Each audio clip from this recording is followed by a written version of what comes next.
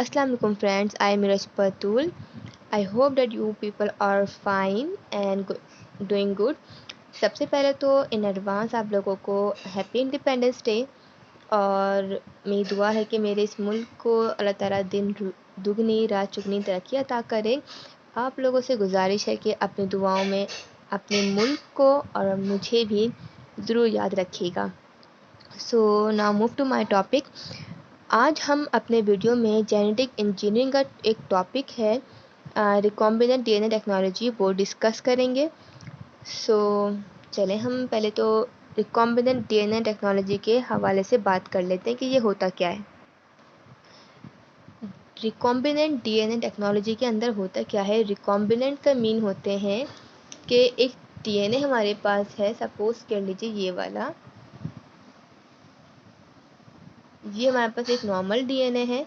इसके अंदर हम कोई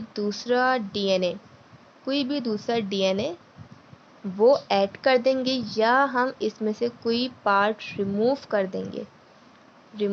देंगे या ऐड कर देंगे कोई न्यू पार्ट ऑफ डीएनए, जो यानी कि जो हमारी सिलेक्टेड जीन होगी, जो हमारी टारगेट जीन होगी, उसको हम ऐड कर देंगे या रिमूव कर देंगे। और जो हम ये चेंजेस कर रहे होंगे, जो अपनी टेक्निक इस्तेमाल करेंगे, जो जेनेटिक इंजीनियरिंग यूज़ करेंगे, जो हम स्टेप्स, वो आप कह लीजिए वो टेक्नोलॉजी जो हमारी होती है वो कहलाती है recombinant DNA technology. So easy words में अगर हम ये कहें कि हम अपने आसान वर्ड्स में इसकी जो डेफिनेशन होगी वो ये होगी कि एक ऐसा प्रोसेस है जिसके अंदर हम जो एक सेल में डीएनए होता है उसको या तो हम रिमूव कर देंगे या उसमें हम कुछ चीज़ चेंजेस ले आएंगे अपने जो डीएनए होगा उसमें। अब चेंजेस ऑब्वियसली एडिशन के बाद ही आएगी। तो उस जो हमारे जो ये जेनेटिक इंजीनियरिंग है, जो हमारी इंजीनियरिंग कर रहे हैं, इंजीनियरिंग में बेसिक क्या होता है, हम मैनिपुलेशन कर रहे होते हैं, तो इसको हम रिकॉम्बिनेंट डीएनए टेक्नोलॉजी कहेंगे। सही। अब इसमें होता क्या है,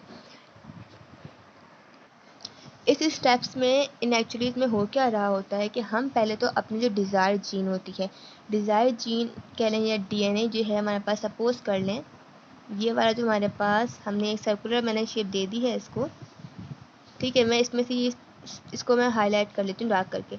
ये मेरे पास जो कि कह लीजिए एक मेरी डिज़ायर डीएनए है, उसको मैं अपने पास अब सबसे पहले तो आइसोलेट कर लूँगी।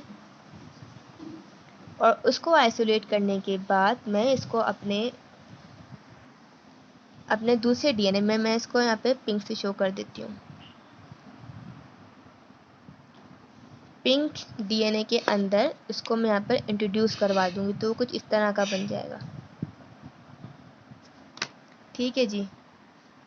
तो जो मेरे पास यहाँ पर दो तरह के डीएनए जो हैं एक साथ जो जमा हो रहे हैं दिख रहे हैं यहाँ पर। एक पिंक कलर का जो डीएनए है वो आप कह रहे हैं कि अब हमारे पास समझने के लिए कह रहे हैं किसी और ऑर्गेनिज्म का है।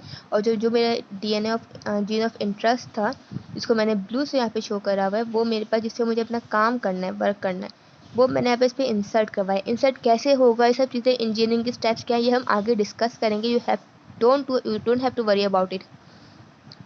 तो जस्ट इस पर आप सिर्फ कॉन्सेप्ट देखें, क्लियर करें अपना कि हमने इसको इंसर्ट करवाया। तो जो मेरे पास ये डीएनए अब जो ऑब्टेन हो रहा है, इसको हम कहेंगे कि ये मेरे पास रिकॉम्बिनेंट डीएनए बना। रिकॉम्बिनेंट दैट्स मीन कोई चीज़ नई हमारे पास बन के आ रही है। ठीक है, इसको मैं रिकॉम्बिनेंट डीएनए कह रही हूँ। और ये सब जो मेरे पास रिकॉम्बिनेंट डीएनए जो बन रहा है, ये सब चीज़ें अब कह लीजिए स्टेप वाइज हो रही होती हैं, एक प्रोसेस के थ्रू हो रही होती हैं। अब हम उन स्टेप्स को देख लेते हैं। ओके जी, तो मेरे पास यहाँ पर 4 बेसिक स्टेप्स हैं इस टेक्निक के, कह लीजिए इस टेक्नोलॉजी के, मेरे मुंह से बार बार टेक्निक निकल रहा है, सॉरी, टेक्नोलॉजी के, जिसके अंदर सबसे पहले जो पॉइंट मेरे पास है वो ये है कि मैं यहाँ पर अपना रिकॉम्बिनेंट डीएनए प्रिपेयर करूँगी। जैसे कि मैंने यहाँ पे दिखाया है कि हमने यहाँ पर 2 डीएनए को आपस में मिलाकर हमने अपना रिकॉम्बिनेंट डीएनए बना लिया। सेकंड ये होगा, जो मेरा रिकॉम्बिनेंट डीएनए होगा, अब जाहिर सी बात है मुझे एक डीएनए मॉलिक्यूल की नीड तो होगी नहीं, मुझे इसकी यकीनन रेप्लिकेशन करवानी होगी, मल्टीप्लिकेशन करवानी होगी, तो इसको एक सूटेबल इन्वायरमेंट चाहिए होगा। ये जो मेरे पास रिकॉम्बिनेंट डीएनए मॉलिक्यूल मेरे पास आएगा,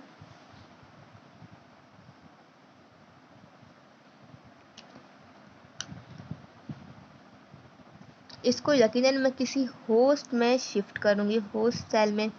हम होस्ट सेल कह रहे हैं किसी लिविंग सेल में, जहाँ पर उसको प्रॉपर कंपोनेंट, प्रॉपर एक फेवरेबल इन्वायरमेंट मिल सके for the replication and for the multiplication. And then उसके बाद जो कि मेरा सेकेंड स्टेप हो गया, देन अब मल्टीप्लिकेशन होगी। जब उसे एक प्रॉपर इन्वायरमेंट मिल जाएगा, then it will start to multiply और रेप्लिकेट।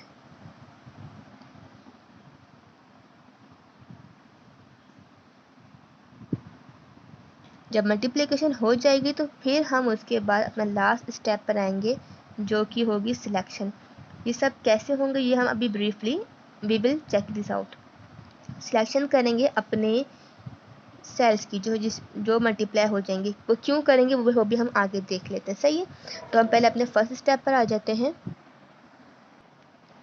ओके जी, ये हम डेफिनेशन सामने लिखी हुई है, जिसमें जो कि लिखा हुआ है कि दो लिविंग ऑर्गेनिजम्स के डीएनए को जो कंबाइन करेंगे तो वो रिकॉम्बिनेंट डीएनए कहलाएगा, जैसे कि ये वाली एग्जांपल आपके सामने।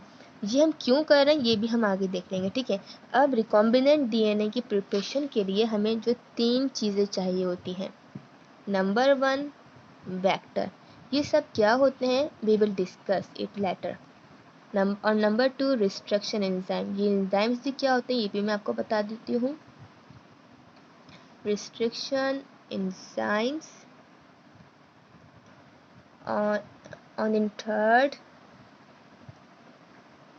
DNA ligase enzyme. ये दोनों यानी कि आप कह लीजिए एक वेक्टर चाहिए और 2 इन तरह के एंजाइम्स चाहिए, रिस्ट्रिक्शन एंजाइम और डीएनए लाइगेज एंजाइम।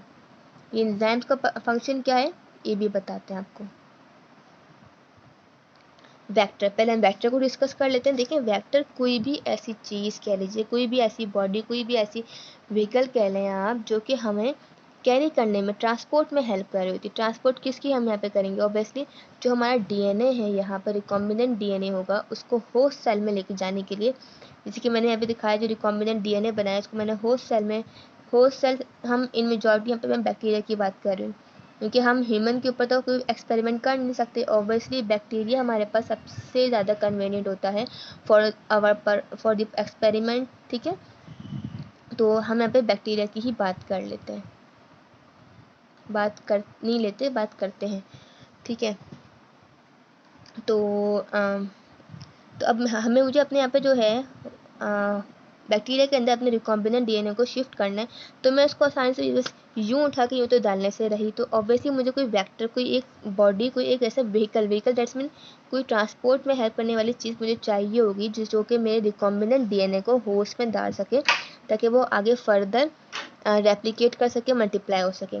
तो वेक्टर जो कि आप कह लीजिए कई डिफरेंट तरह के हो सकते हैं, जिसमें हमारे पास आ सकता है प्लाज्मिड भी आ सकता है। Bacteriophage is the virus that only attack the bacteria. तो ये बैक्टीरियोफेज हमारे पास आ गया। And the virus obviously, sorry मैंने बैक्टीरियोफेज लिख दिया, मतलब बैक्टीरियोफेज भी एक वायरस है और दूसरे वायरस को भी हम यूज़ कर सकते हैं, सही है। तो बैक्टीरियोफेज ज़्यादा हम यूज़ करते हैं, क्योंकि बैक्टीरियोफेज जो कि हमें लास्ट में पता है कि ये उसका जो होस्ट होगा वो बैक्टीरिया है, तो इसमें हमारे लिए हमें आसानी होती है। हम इन जनरल जो हम अपना वेक्टर यूज़ कर रहे होते हैं वो हम यूज़ कर रहे होते हैं प्लाज्मिड।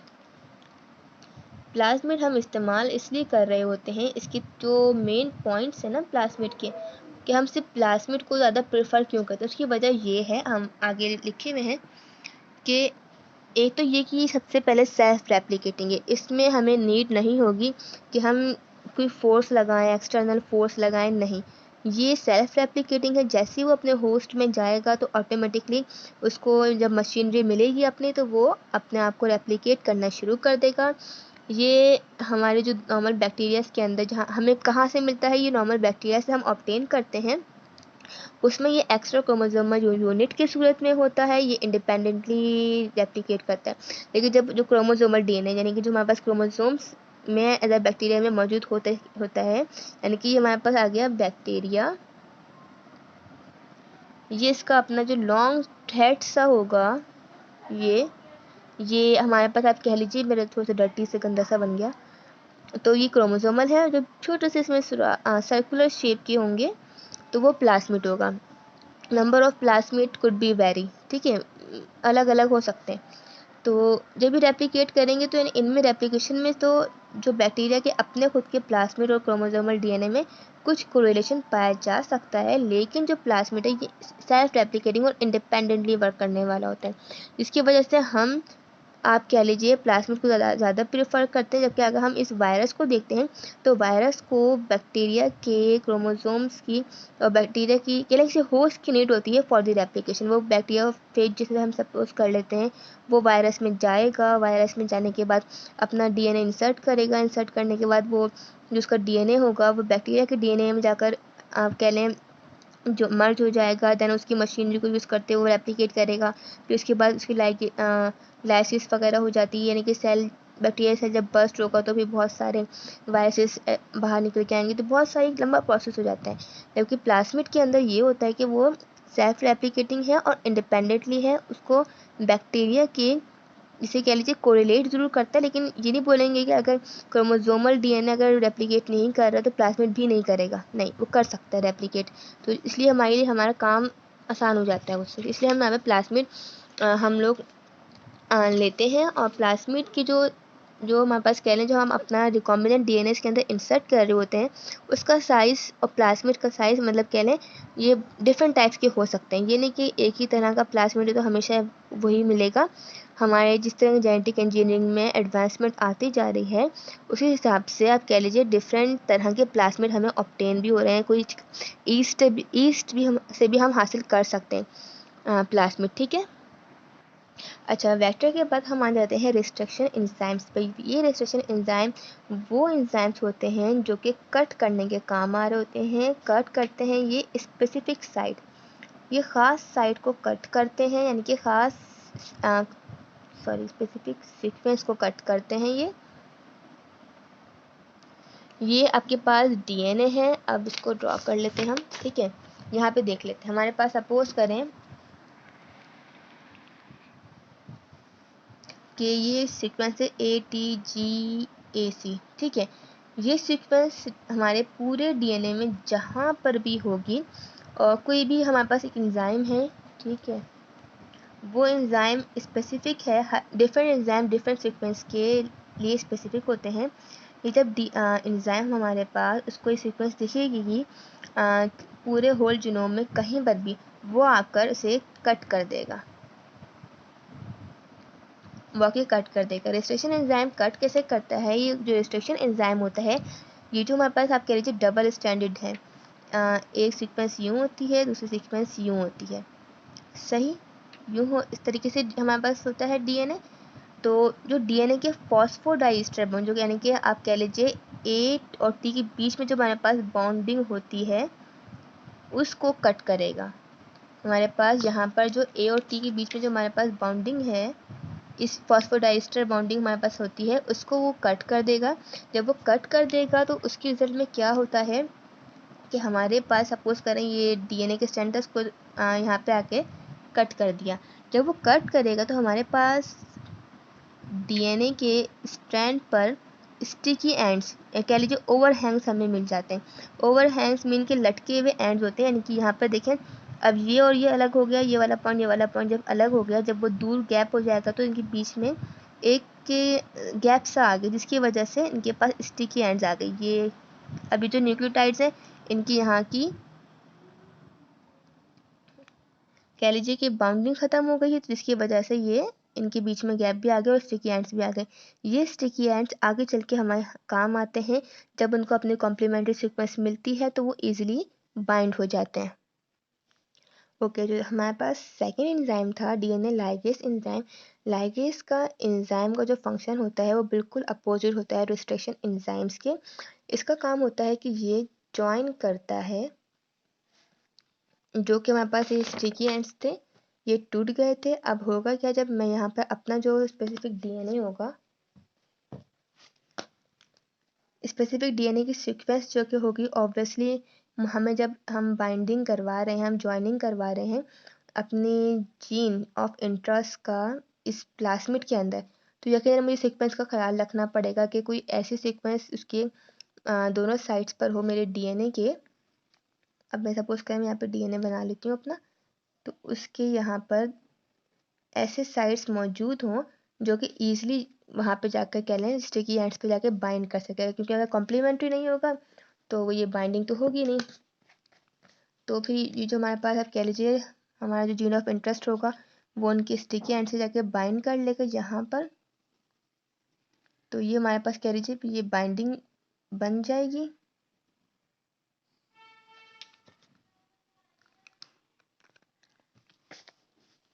और ये हमारे पास कह रहे हैं एक हमारे पास रिकॉम्बिनेंट डीएनए सामने आ जाएगा, ये हमारा बन जाएगा। तो जो हमारे पास कह लीजिए जो कट पेस्ट वाला काम है, अच्छा, और जिसको पेस्टिंग वाला काम कौन कर रहा है, जोड़ कौन रहा है, ये हमारे पास डीएनए लाइगेज एंजाइम जोड़ रहा है, ठीक है। तो ये जो काम यानी कि आप कह रहे हैं जो फॉस्फोडाइएस्टर बॉन्ड को कटिंग करने का काम किया रिस्ट्रक्शन एंजाइम ने, और जो जोड़ने का काम किया वो काम किया है डीएनए लाइगेज ने। तो ये तीनों को जो फंक्शन था वो ये था। वेक्टर हमें चाहिए ताकि वो कैरी करेगा restriction enzyme for the cutting of the for the cutting of vector, और डीएनए लाइगेज जोड़ेगा। रिस्ट्रक्शन एंजाइम कट करेगा वेक्टर डेट्समीन प्लास्मिड को, डीएनए लाइगेज जोड़ेगा जो हमारी स्पेसिफिक जीन डीएनए कह लीजिए या जीन कह लीजिए उसको वेक्टर में जोड़ेगा। तो ये अभी डायग्रामेटिकली भी देख लेते हैं, इससे आपको आसानी से समझ में आ जाएगा। पहले तो हम एक नज़र डालते हैं अपने फ्लो चार्ट पर। अगर हम फ्लो चार्ट के हिसाब से कहें कि देखिए एक तो है ह्यूमन डीएनए यानी कि वो डीएनए जिस पर हम काम करना चाह रहे हैं वो डीएनए है। दूसरा plasmid from bacterial cell, plasmid हमारे पास यहाँ पर वेक्टर हो गया, और ह्यूमन डीएनए हमारे पास कह लीजिए वो जीन जिस पे हम काम करना चाह रहे हैं उनको हमने कंबाइन करना है। ये जो कंबाइन होगा तब जाकर रिकॉम्बिनेंट डीएनए बनेगा। रिकॉम्बिनेंट डीएनए फिर याद रखें अपने पास कि दो डिफरेंट डीएनए है। सपोज कर लें ये पिंक वाला जो है हमारे पास वेक्टर का डीएनए, क्योंकि वेक्टर भी डीएनए ही होता है, और जो ये ब्लू कलर का है ये मेरे पास मेरा जीन ऑफ इंटरेस्ट है।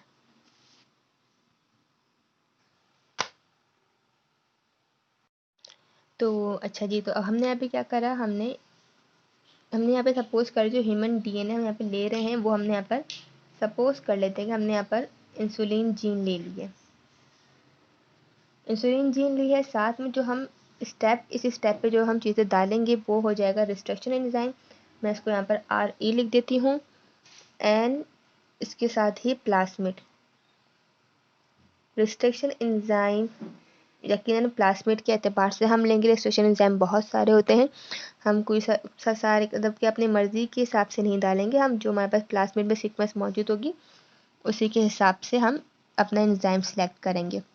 बहुत सारे सॉफ्टवेयर आते हैं जिसकी हम हेल्प से रिस्ट्रक्शन एंजाइम को पिक कर सकते हैं। उसके बाद जो सेकेंड स्टेप आएगा वो होगा कि वो रिकॉम्बिनेंट डीएनए बन गया, इंसुलिन जीन प्लास्मिड में जाकर अटैच हो गई। ये आप कह लीजिए मेरे पास इंसुलिन जीन है, और ये प्लास्मिड में आकर बाइंड हो गई, ठीक है, ये रिकॉम्बिनेंट डीएनए बन गया।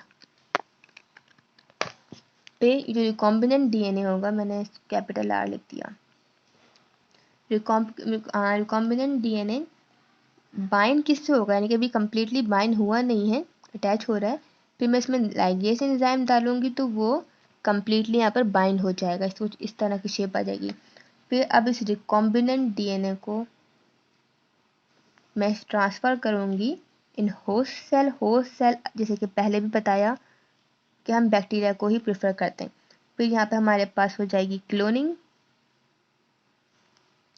ऑफ रिकॉम्बिनेंट डीएनए, और ये हमारे पास कह लीजिए स्टेप्स आ गए। फर्स्ट स्टेप हमने दो तरह के डीएनए लिए, डीएनए प्लास्मिड भी डीएनए है, देन उसके बाद हमने उसको एक वाइल में या कह लीजिए हमारे पास जिसमें हम हमारे पास एपरेटस है जो कह लीजिए उसमें हम इसमें इंसुलिन जीन हमने डाल दिया, रिस्ट्रक्शन एंजाइम प्लास्मिड डाला, उसके बाद हमने उसको कुछ टाइम दे दिया ताकि वो थोड़ा सा अपना स्पेस जगह बना सके, रिस्ट्रक्शन एंजाइम कट करके जगह बना सके। उसके बाद हमने लाइगेज एंजाइम डाला ताकि जो हमारे पास इंसुलिन जीन प्लास्मिड के अंदर बाइंड हो सके। देन उसके बाद उसको हमने होस्ट सेल में शिफ्ट कर लिया, ये वेक्टर बन गया, वेक्टर जाके होस्ट सेल में शिफ्ट हो गया। और उसके बाद cloning that's mean replication, multiplication होती गई, सही है। अगर उसको मैं डायग्रामेटिकली आपको दिखाऊं कि ये मेरे पास आप कह लीजिए कि वेक्टर है, ठीक है, डबल स्टैंडर्ड, ये मेरे पास वेक्टर मौजूद है और ये मेरे पास मेरी जीन ऑफ इंटरेस्ट है।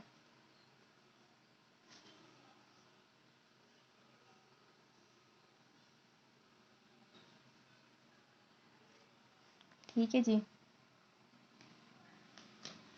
अब होगा क्या कि मैं इसके अंदर डालूंगी अपने पास, ये मेरे पास ह्यूमन जीन आ गई और ये मेरे पास आ गया वेक्टर। अब इसे मैंने डाल दी अपना इंस्ट्रक्शन एंजाइम्स। तो क्या करेगा कि जो मेरा वेक्टर होगा इसके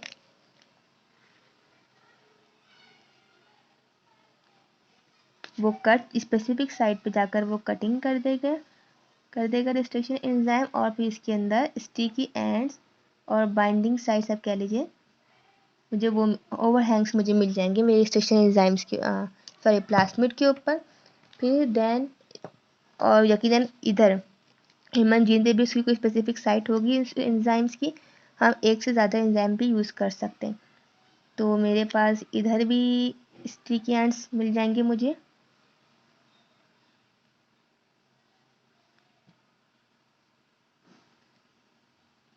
ठीक है, स्टिकी एंड्स मुझे यहाँ से भी मिल गए। अब क्या होगा कि जो स्टिकी एंड इसके डीएनए के हैं और वेक्टर्स के, ये आपस में जाकर बाइंड हो जाएंगे। तो वो कुछ इस तरह की, जब वो आप वहाँ पे इसके बाद हम इसमें डालेंगे लाइगेस एंजाइम, यहाँ पे हमने लाइगेस एंजाइम ऐड कर दिया। जब वो लाइगेशन का स्टेप आएगा तो फिर मेरे पास जो मेरा डीएनए होगा कुछ यूं बन के आएगा, डीएनए कह लें या मेरा जो वेक्टर बनेगा वो कुछ इस तरह का बनेगा। जब मैंने इसके अंदर लाइगेस एंजाइम डाल दूंगी तो फिर वो कुछ इस तरह की शेप आ जाएगी कि ये वेक्टर है और यहाँ से मेरा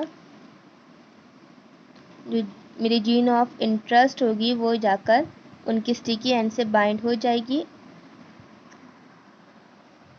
और कुछ मेरा वेक्टर फिर दोबारा सर्कुलर फॉर्म में आ जाएगा। लेकिन ये जो प्लास्मिड मेरे पास होगा, यह वेक्टर जो होगा ये रिकॉम्बिनेंट होगा, क्योंकि इसके अंदर मेरी जो जीन होगी वो भी इंसर्ट हो जाएगी।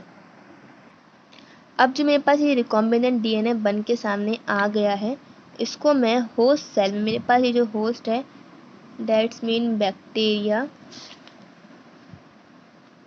उसके अंदर मैं इसको शिफ्ट कर दूंगी। बैक्टीरिया का अपना खुद का कह लीजिए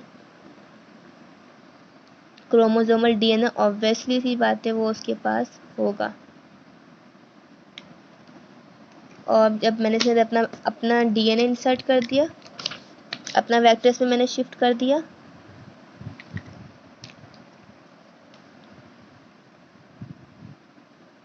सॉरी डायग्राम प्रॉपर नहीं बन पा रही, थोड़ी सा रफली बन रही है, पर आपको कॉन्सेप्ट क्लियर होना चाहिए कि वो किस तरीके से वर्कआउट होगा, ये कॉम्बिनेंट टेक्नोलॉजी किस तरीके से होगी। अब ये आगे चलकर ये मल्टीप्लिकेशन होती जाएगी और सर जो हमारे पास प्लास्मिड है क्योंकि वो सेल्फ रेप्लिकेटिंग है, तो ये इस तरीके से आगे चलकर मल्टीपल कॉपीज़ बनाते जाएंगे और हमें एक वक्त आएगा कि हमारे पास बहुत सारी हमारी जो जीन ऑफ इंटरेस्ट यानी कि पिंक कलर जो है बहुत सारा हमको अवेलेबल होगा। तो ये थी इसकी, ये स्टेप्स हमारे पास हो गए हैं। आप कह लीजिए जो रिकॉम्बिनेंट टेक्नोलॉजी के अंदर जो स्टेप्स होते हैं, बेसिक स्टेप वो ये थे।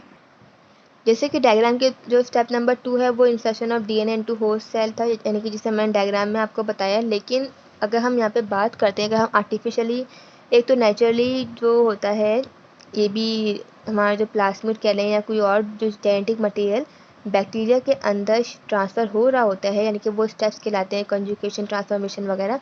लेकिन अगर हमें आर्टिफिशियली करवाना हो तो हम उस स्टेप के लिए क्या करते हैं, हम वहाँ पे कैल्शियम क्लोराइड का इस्तेमाल कर रहे होते हैं। कैल्शियम क्लोराइड एक ऐसा केमिकल है जो कि आप कह लीजिए कि प्लास्मिड डीएनए को और जो हमारे पास ये देखिए बैक्टीरिया के जो सेल वॉल में लिपोपॉलीसेकेराइड मौजूद होता है, उनको आपस में बाइंडिंग में आसानी पैदा करता है कैल्शियम क्लोराइड। कैल्शियम क्लोराइड का अगर हम देखें ना मैकेनिज्म कि कैसे कर रहा होता है, तो कैल्शियम जो कि है वो एक पॉजिटिव चार्ज एलिमेंट है। ये डीएनए के भी हमें मालूम है कि नेगेटिव चार्ज होता है, और जो लिपोपॉलीसेकेराइड है यानी कि जो सेल मेम्ब्रेन में मौजूद होता है बैक्टीरिया के, वो भी नेगेटिवली चार्ज ग्रुप होता है। उसके अंदर एलपीएस के अंदर नेगेटिवली चार्ज ग्रुप मौजूद होता है। तो नेगेटिव अगर हम देखें तो ये नेगेटिव और नेगेटिव ये आपस में रिपल कर देंगे। तो जब बीच में कैल्शियम का पॉजिटिव चार्ज आता है तो दोनों नेगेटिव को आपस में करीब ले आता है, उसकी बाउंडिंग को और कह लीजिए मजबूत करता है और ज़्यादा करीब करता है। तो होता ये है कि जो हमारा वेक्टर होता है वो बैक्टीरिया सेल के कैल्शियम की मौजूदगी में करीब से करीब तक आ जाता है। फिर आखिर में हीट शॉक की हेल्प से, हीट शॉक की मदद से हम उस अपने प्लाज्मिड को होस्ट सेल में ट्रांसफ़र कर लेते हैं। तो ये कुछ इस तरह से होता है, ठीक है। और डिफरेंट जो दूसरे अगर हम बात करें जो नेचुरली हमारे पास हो रहा होता है कि वो कंजुगेशन, ट्रांसफॉर्मेशन वगैरह, तो उसमें हम देखते हैं कि एक बैक्टीरिया जो कि है वो आप दूसरे बैक्टीरिया के साथ मिलकर पाइलस ब्रिज बना लेता है और अपना जेनेटिक मटेरियल का कुछ पार्ट दूसरे बैक्टीरिया के अंदर शिफ्ट कर सकता है। तो यानी कि ये तो नेचुरल हो गया। और जो कैल्शियम का है, कैल्शियम क्लोराइड का मैकेनिज्म जो स्टेप है, ये हमारे पास हम आर्टिफिशियल इस्तेमाल कर रहे होते हैं। तो क्या ये तो हमारे पास इंसर्शन हो चुकी है। And the third is the multiplication of the host, यानी कि जिस तरह हम डायग्राम में भी दिखा चुके हैं आपको कि जब हमारा बैक्टीरिया होगा उसके पास जो कि कह लीजिए अपना खुद का जो क्रोमोसोमल डीएनए है सो है, जो प्लाज्मिड डीएनए होगा वो वक्त के साथ साथ बढ़ते चले जाएंगे, बहुत सारी कॉपीज बना लेंगे। तो एक वक्त आएगा कि हमारे बैक्टीरियल सेल के पास अपने क्रोमोसोमल डीएनए के अलावा हमारा जो रिकॉम्बिनेंट डीएनए यानी हमारा जो वेक्टर होगा वो बहुत सारी अमाउंट में होगा। अब जो इसके बाद इसके लास्ट स्टेप आता है वो आता है सिलेक्शन। जैसे कि मैंने कहा था हम आपके एक इम्पॉर्टेंट स्टेप होता है। वजह ये होती है कि देखें प्लाज्मिड ऑब्वियसली सी बात है कि ऐसा जब ये मल्टीप्लाई हो रहा होगा, रेप्लिकेशन हो रही होती है, तो ये लाजमी नहीं कि यहाँ पे बहुत सारे प्लाज्मिड हैं तो इन तमाम प्लाज्मिड में हमारा जो जीन ऑफ इंटरेस्ट है, जो हमारी जीन है वो मौजूद हो। मे बी पॉसिबल किसी प्लाज्मिड में वो आगे ट्रांसफ़र ही ना हुई हो, क्योंकि ये हम लोग आर्टिफिशियली कर रहे हैं। It could be a human error कि वो ट्रांसफ़र ना हुआ हो, रिकॉम्बिनेंट डीएनए प्रॉपर ना बन सका हो। तो उसके लिए हम एक काम करते हैं, जब हमें सिलेक्शन करनी पड़ती है, सिलेक्शन में हम करते क्या, जब हमारा जीन ऑफ इंटरेस्ट होता है ना, जब हम अपना वेक्टर प्रिपेयर कर रहे होते हैं तो अपने जीन ऑफ इंटरेस्ट के साथ हम एक मार्कर जीन भी लगाते हैं। यहाँ पे मार्कर जीन जो हम लेते हैं, हम एंटीबायोटिक रेजिस्टेंट जीन ले लेते हैं, हम अपने एक मार्कर जीन के साथ में लगा देते हैं। तो वो क्या करती है, जब प्लाज्मिड के साथ जब हमारा वेक्टर बन गया, हमारा वेक्टर जब हमारा बन जाता है तो उसमें हमारे जीन के साथ साथ हमारी मार्कर जीन यानी कि एंटीबायोटिक रेजिस्टेंट जीन भी होती है। जब वो आगे इस बैक्टीरिया के अंदर ट्रांसफ़र होता है और मल्टीपल कॉपीज उसने बना ली, तो हम उसमें से अपने वेक्टर को या कह लीजिए अपने जो प्लाज्मिड को चूज़ करने के लिए हम करते क्या है कि हम बैक्टीरिया को हम एक प्लेट, एगर प्लेट होती है, एगर प्लेट जिसके अंदर आप कह लीजिए एंटीबायोटिक की टैबलेट्स रखी होती हैं, वो उसमें रखते हैं। तो जिस प्लाज्मिड के अंदर एंटीबायोटिक रेजिस्टेंट जीन आई होगी वो प्लाज्मिड सर्वाइव कर जाएंगे और वो बैक्टीरिया सर्वाइव कर जाएंगे। और जो जिन बैक्टीरियाज के अंदर वो प्लाज्मिड शिफ्ट नहीं हो पाया होगा, क्योंकि देखिए जो बैक्टीरिया होता है वो उसके अगर प्लाज्मिड डिवाइड हो रहे हैं तो ऑब्वियसली सी बात है कि वो खुद तो खामोश बैठेगा नहीं, वो खुद भी फर्दर आगे रेप्लिकेट करता रहेगा। और बहुत सारे हमें बैक्टीरिया बहुत सारे प्लाज्मिड के साथ मिलते हैं। तो कुछ बैक्टीरियाओं के पास हो सकता है कि कुछ बैक्टीरियाज के पास वो प्लाज्मिड ना गया। तो जब हम इसमें एंटीबायोटिक के रखते हैं तो जो बैक्टीरिया जिनके पास से हमारी जीन ऑफ इंटरेस्ट वाला प्लाज्मिड नहीं होता है वो बैक्टीरिया किल हो जाते हैं, और जिनके पास हमारे gene of interest plus marker वाला प्लाज्मिड होता है वो सर्वाइव कर जाते हैं। तो ये हमारे पास एक तरीका होता है for the selection of bacteria with required gene. तो एंटीबायोटिक जो जीन रेजिस्टेंट जीन होती है, एंटीबायोटिक रेजिस्टेंट जीन, ये हमारे पास एज अ मार्कर हम इसको यूज़ कर रहे होते हैं। टेट्रासाइक्लिन की हम यूज़ कर सकते हैं, एमॉक्सिलिन भी हो सकती है रेजिस्टेंट जीन। बहुत सारी एंटीबायोटिक की रेजिस्टेंट जीन पाई जाती हैं। तो ये स्टेप्स थे और इस तरीके से हम रिकॉम्बिनेंट टेक्नोलॉजी का कर रहे होते हैं। इसका फंक्शन असल में हम ये कर क्यों रहे होते हैं। इंसुलिन की हम बात कर लेते हैं कि हमने यहाँ पे हम ये इतनी सारी मेहनत, इतनी पंचायतें क्यों कर रहे हैं। वजह ये है कि हम जानते हैं इंसुलिन जो कि अगर हमारी शुगर पेशेंट्स में जैसे कि नहीं बन रही होती है, तो हम कोई एक हेल्दी इंसुलिन जीन से की बहुत सारी कॉपीज़ बनाकर हम उसको कमर्शियली कह लीजिए हम उसको सेल कर रहे होते हैं। जो कि हमें मेडिसिन वगैरह मिल रही होती है, इंजेक्शंस मिलते हैं, वो क्या होते हैं इन एक्चुअली वो रिकॉम्बिनेंट टेक्नोलॉजी की हेल्प से प्रिपेयर किया हुआ कह लीजिए कि इंसुलिन होता है। तो सिर्फ ये इंसुलिन एक एग्जाम्पल है। आज बहुत सारी चीज़ें ऐसी होती हैं जो कि हम इन बैक्टीरियाज़ की हेल्प से, रिकॉम्बिनेंट डीएनए एंड टेक्नोलॉजी की हेल्प से कर रहे होते हैं और उसमें यही स्टेप्स फॉलो अप हो रहे होते हैं जैसे कि अभी हमने आपको लास्ट में बताए। आई होप कि आपको ये समझ में आई होगी। इसमें बहुत ही इजी था recombinant DNA technology genetic engineering की का पार्ट है। इसमें 4 बेसिक स्टेप्स हैं। हम पहले रिवाइज अगर कर लेते हैं कि हम रिकॉम्बिनेंट डीएनए बनाते हैं, देन उसको हम इंसर्ट करते हैं होस्ट सेल में, उसकी मल्टीप्लाई होती है और सिलेक्शन होती है with the help of marker gene, जिसमें हम एंटीबायोटिक रेजिस्टेंट जीन रख रहे हैं। प्रिपरेशन जो हम रिकॉम्बिनेंट डीएनए जो हमारा बनता है उसके हमें 3 चीज़ें चाहिए होती हैं, vector, restriction enzyme and DNA ligase. Then उसके बाद इंसर्शन के लिए हमें सिंपल अगर हम आर्टिफिशियली इसकी बात करते हैं तो हमें कैल्शियम क्लोराइड चाहिए। कैल्शियम क्लोराइड जो कि होता है ये पॉजिटिव आयन होता है, ये नेगेटिव यानी कि बैकबोन नेगेटिव डीएनए के नेगेटिव चार्ज को और एलपीएस के नेगेटिव चार्ज को आपस में करीब लेके आता है। देन हीट शॉक की हेल्प से हम उसको प्लाज्मिड को उस बैक्टीरियल सेल में इंसर्ट कर देते हैं और देन मल्टीप्लिकेशन जो कि नेचुरल प्रोसेस है वो खुद ही हो रहा होगा बैक्टीरिया के अंदर। एंड देन उसके बाद हम सिलेक्शन करते हैं with the help of marker. I hope कि आपको ये वीडियो पसंद आई होगी। अगर आपको लगता है कि इसमें आप कुछ ऐसा पॉइंट है जो अब तक क्लियर ना हो सका हो तो please you can ask me in comment box. और अगर आपको लगा हो कि ये वीडियो बहुत अच्छी है, आपको समझ में आई है और शेयर करने के काबिल है तो प्लीज़ शेयर भी करिएगा, लाइक भी करिएगा एंड सब्सक्राइब भी करिएगा। Thanks for watching. अल्लाह हाफिज़।